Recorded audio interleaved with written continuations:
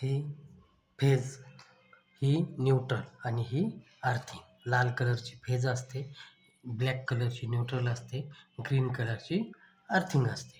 आणि हे बोर्ड जर आपण 3 ते 4 वर्ष खोललं गेलं नाही, तरी 3-4 वर्षांनी ज्यावेळेस आपण खोललं जाईल, त्यावेळेस किती उन्हाळा, पावसाळा, हिवाळा 3 ऋतूमुळं काय होतात, हे आकुंचन प्रसरण क्रियेमुळं काय होतं, हे लूज होतात आणि हे लूज कनेक्शन लूज झाल्यामुळं तिथं स्पार्किंग होतो आणि स्पार्किंग झाल्यामुळं उष्णता निर्माण होते आणि आग लागण्याची शक्यता असते. ह्या कारणामुळे आपण किती 1 ते 2 वर्षात हे बोर्ड असे खोलले गेले पाहिजेत. आणि हे पहा, हे असे एक तरी थ्रेड फिरतात आणि हे टाईट केलं होतात. आणि हे उन्हाळ्यामध्ये काय होतं, प्रसरण पावते.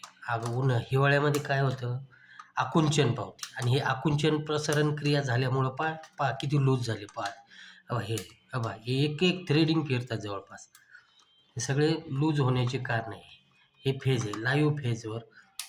हे पहा फेजसुद्धा किती लूज झाली आणि हे लूज होऊन स्पार्किंग होऊन जळण्याची कारणे, आग लागण्याची कारणे किंवा स्पार्क होण्याची कारणे हेच असतं. म्हणजे ह्या लूज कनेक्शनमुळं तुमच्या टीव्हीला धोका होऊ शकतो. तुमचं अजून काही जे काही उपकरणं याच्यावर जे चालतील, ह्या स्पार्किंगमुळं ते खराब होऊ शकतं. Loose connection cut, close open close open close होऊन ते खराब होण्याची शक्यता असते.